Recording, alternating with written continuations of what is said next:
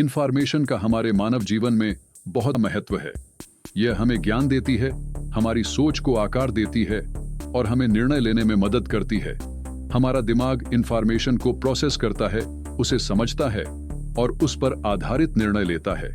Information हमारे इंद्रियों से आती है, जैसे कि देखना, सुनना, छूना आदि।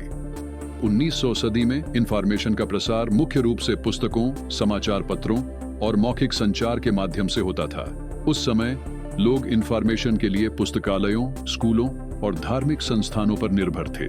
भारत में 19वीं सदी में सामाजिक सुधार और शिक्षा के प्रसार ने इंफॉर्मेशन के प्रसार में महत्वपूर्ण भूमिका निभाई।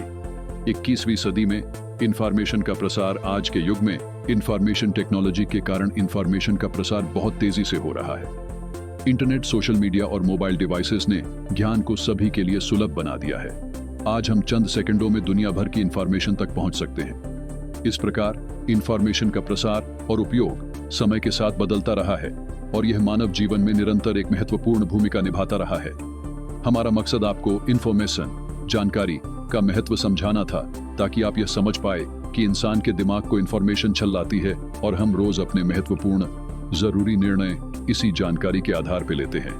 और हमारे काम करने का भी एक तरीका या कहें एल्गोरिदम होता है। आगे आने वाली एआई तकनीक में हम समझेंगे एल्गोरिदम क्या है। नमस्कार दोस्तों, स्वागत है आपका भारत डिजिटल लर्निंग मिशन में।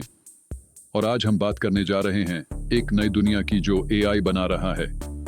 आजकल ऑनलाइन देखी किसी भी चीज का भरोसा नहीं कर सकते, क्योंकि ये एआई का जमाना है। कुछ भी झूठ हो सकता है और कुछ भी सच। आज तो जैसे ये हमारी भाषा में आ ही चुका है। ये एआई जनरेटेड है, वो चैट जीपीटी का इस्तेमाल करता है। एआई टूल्स बहुत भयानक हैं। एआई से बनी फोटोज, वीडियोस आप रोज अपने सोशल मीडिया में देख ही रहे हैं।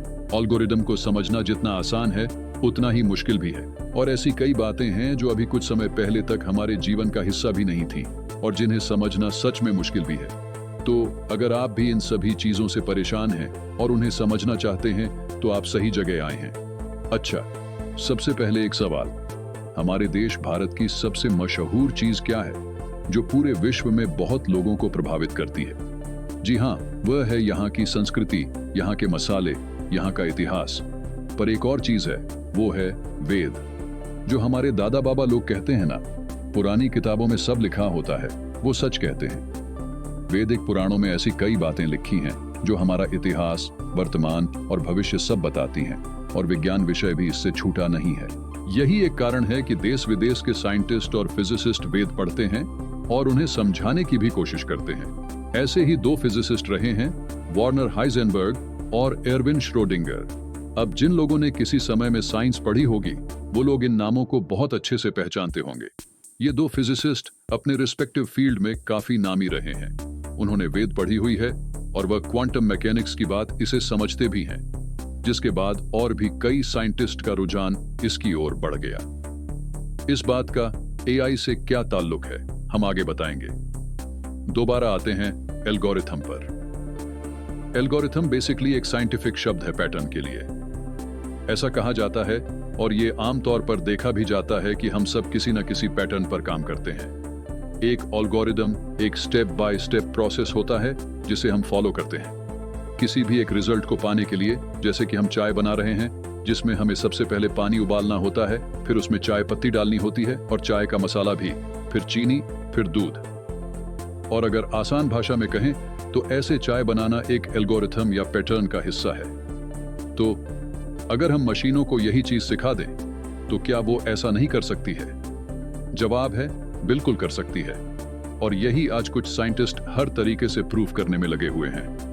पर एक सवाल, क्या पूरी दुनिया में चाय एक जैसे ही बनती है? ये जाहिर है कि दुनिया और प्रकृति एक पैटर्न पर काम करती है। गर्मी के बाद बारिश का मौसम, फिर धीरे धीरे ठंड आना, प्रकृति का एक नियम है, एक पैटर्न है, या ये कहना एक एल्गोरिथम है। पर क्या सब कुछ सिर्फ एल्गोरिथम पर ही काम करती है, या सब कुछ केवल एल्गोरिथम के बेसिस पर सीख के मशीनों को सिखाया जा सकता है? और एक इंसान जिसे जीवन के मामले में अभी तक सबसे कॉम्प्लेक्स दिमाग वाला समझा जाता है, उसे कितने लेवल तक एल्गोरिथम की थ्योरी पर रखा जा सकता है? और इन सब के बीच सबसे बड़ा सवाल, क्या एआई कल की दुनिया के लिए एक वरदान बनकर सामने आएगा या अभिशाप बनकर? चलिए, ये तो आने वाला कल ही बताएगा। पर एक बात तय है, आप अगर हमारे साथ बने रहे तो आपको इस नई तकनीक एआई को समझना आसान हो जाएगा। वीडियो कम का है तो चैनल को सब्सक्राइब करें। मिलते हैं एक नई जानकारी के साथ। वीडियो में बने रहने के लिए आपका धन्यवाद।